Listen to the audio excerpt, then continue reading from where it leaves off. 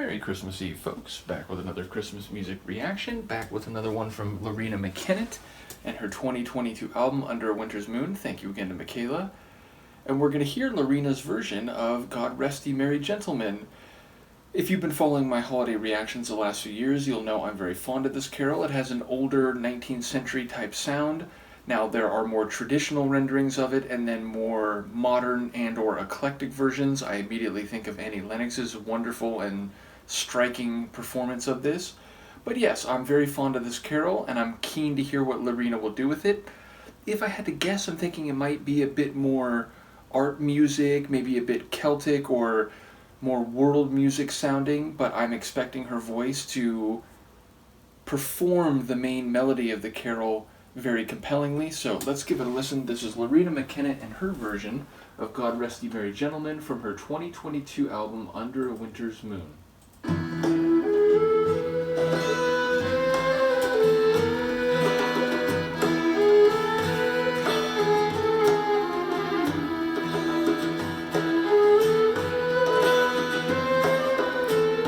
Bit Eastern.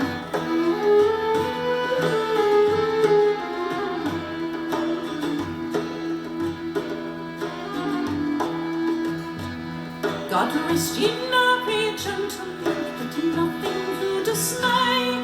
Remember Christ our Saviour was born on Christmas Day, to save us all from Satan's powers when we were gone astray. Oh, tidings of comfort and joy, oh, tidings of comfort and joy. Fear not them, sir, the angel, it's nothing you affright. This day is born our Saviour, a pure and virgin bride, to free all those that trust in Him as Satan's power and might. Oh, tidings of comfort and joy, oh, tidings of comfort and joy.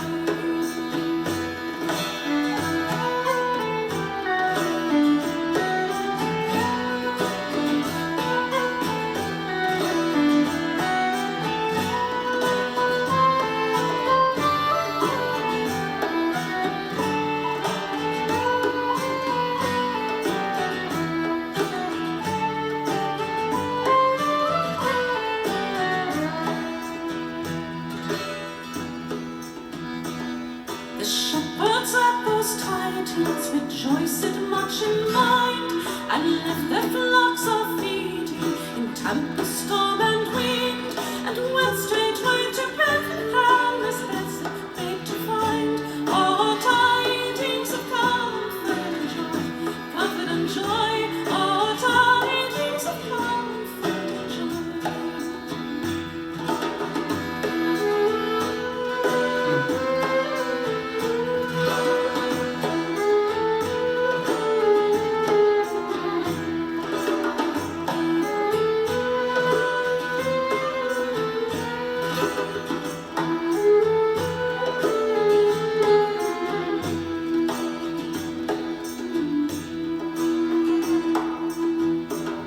But when to Bethlehem they came, where at this infant lay, they found him in a manger, where oxen feed on hay.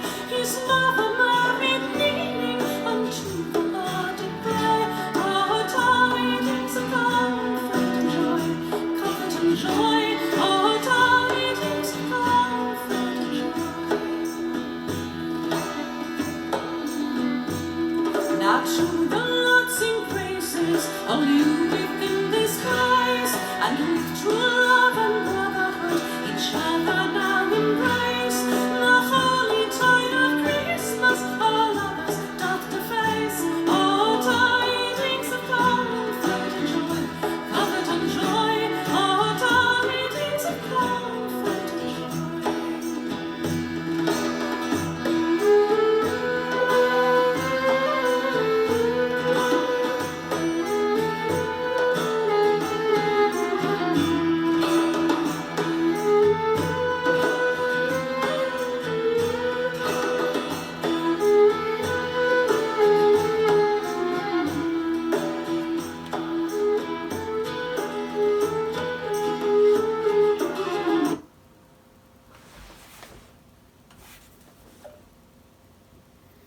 seemed very sudden. Hold on a second. Let me just click on the next track. Were there uncles? Ah, so yeah, Michaela did mention that there's a narrative that kind of weaves its way, and every other track here, A Child's Christmas in Wales, Part 1, Part 2, Part 3, and Part 3 is what just started here after God Rest You Merry Gentlemen, and then there's Part 5, which, where did Part 4 go? Part 6, interesting. Yeah, there's no Part 4, at least not by name. In between Part 3 and 5 is the Gloucestershire Wassail and then Good King Wenceslas, which I'm curious to hear her version of that. But yeah, so there's like this narrative that's interspersed on this second disc, but I guess that explains the sudden nature of the like track cutting, even though the tune seemingly carries on in the background as the narrator of this tale comes back again. So yeah, at some point, maybe I'll line up all the narrative tracks on this album. Probably not this year, we'll see. There's like still a couple like longer Christmas reactions I want to do in the coming days that are like just based from different releases.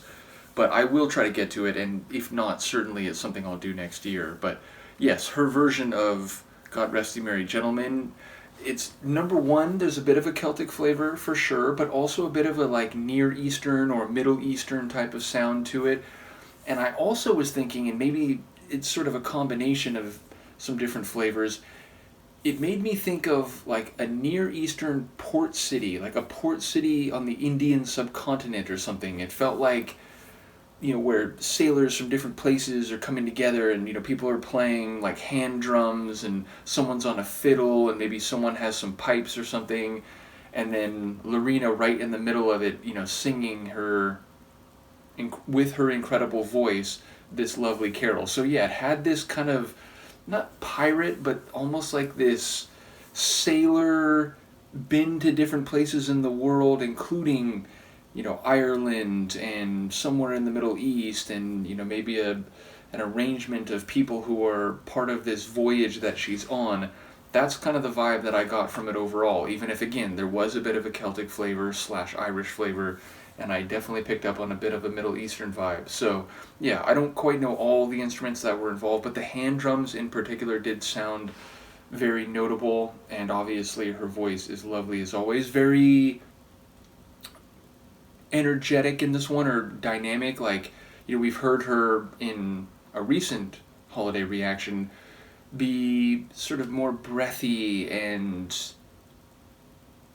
deliberate and slower with her vocal performance, whereas here there was a lightness, a briskness to the way she went through the lyrics. So again, I like this carol no matter what, but this is a very compelling version, and definitely one that's a bit more off the beaten path, a bit less traditional or standard, and that is by no means a bad thing. And it seems like that could be, a tagline for her music overall, that she's not predictable, or she doesn't do things the way a lot of other performers do, and that her musical arrangements are often, very,